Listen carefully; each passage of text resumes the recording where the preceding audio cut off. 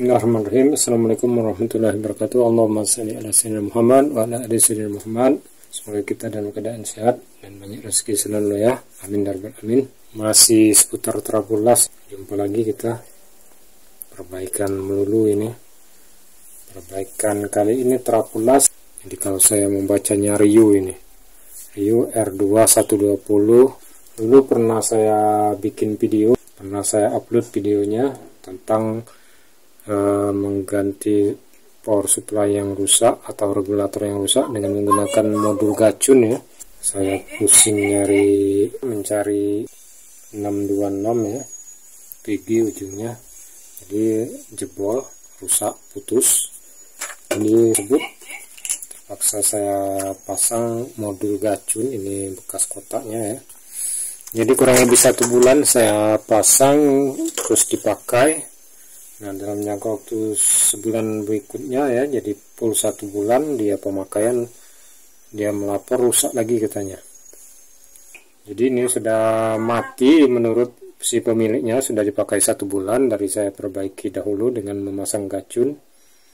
Tes ya, sudah saya buka casingnya, mati total ya. Ternyata ini sudah saya cabut ya, tidak saya videokan. Ternyata beda lagi rusaknya. Jadi rusaknya bagian dia merambat ke IGBT ya, 2 buah putus. Jadi 2 buah IGBT putus. Nah, ini yang pernah saya ganti gacun ini ya. Ini modul ya, modul gacun untuk menyalakan regulator ini. Untuk menyalakan regulator supply 24 volt sekaligus supply untuk menghidupkan IC, menggerakkan relay dan lain sebagainya ya. Jadi setelah rusak tambahan lagi ini yaitu putus IGBT 2 buah. Nah, saya curiga kenapa ini rusak lagi yang lain. Sebetulnya ya sudah waktunya ini untuk gate di IGBT, gate sama tegangan di emitter ini tidak keluar ya. Jadi itulah penyebabnya dia putus saat digunakan ya. Jadi antara gate dengan emitter ini seharusnya ada tegangan kerjanya kurang lebih 12 volt ya, atau 9 volt 12 volt atau 15 volt. Nah, untuk kiri kanan IGBT ini kan ada 2, tidak keluar semua tegangan gate sama emitter. Nah, itulah penyebab dia putus.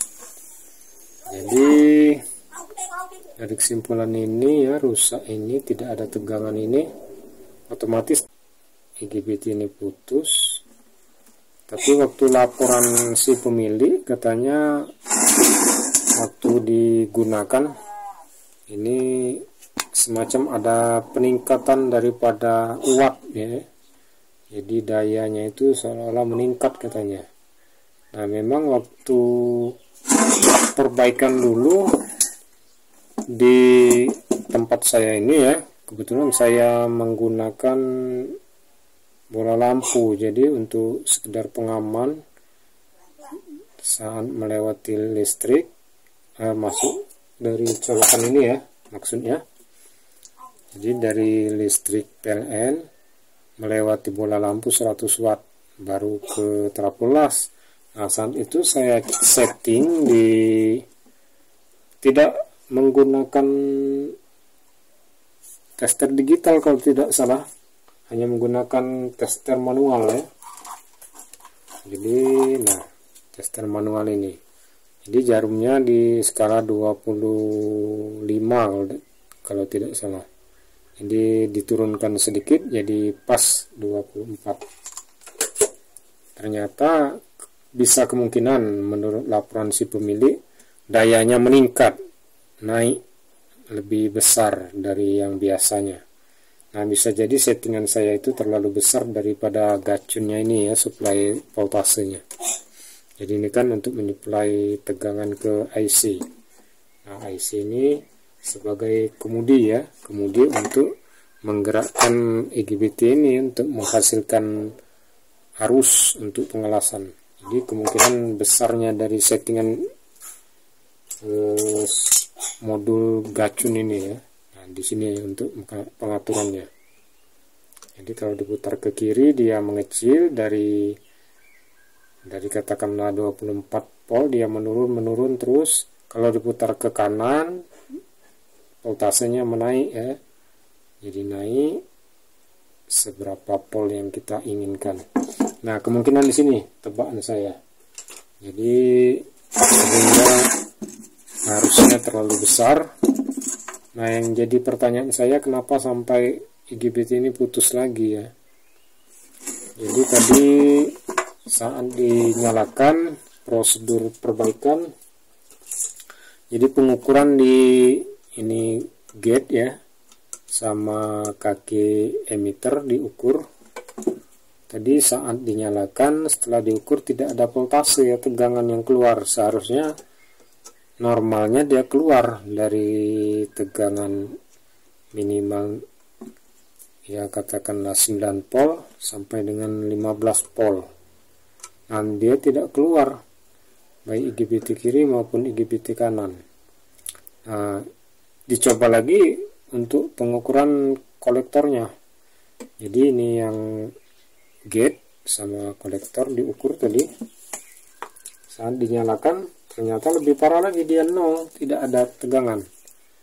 Padahal voltase yang normalnya di antara gate dengan kolektor ini lebih besar di sini.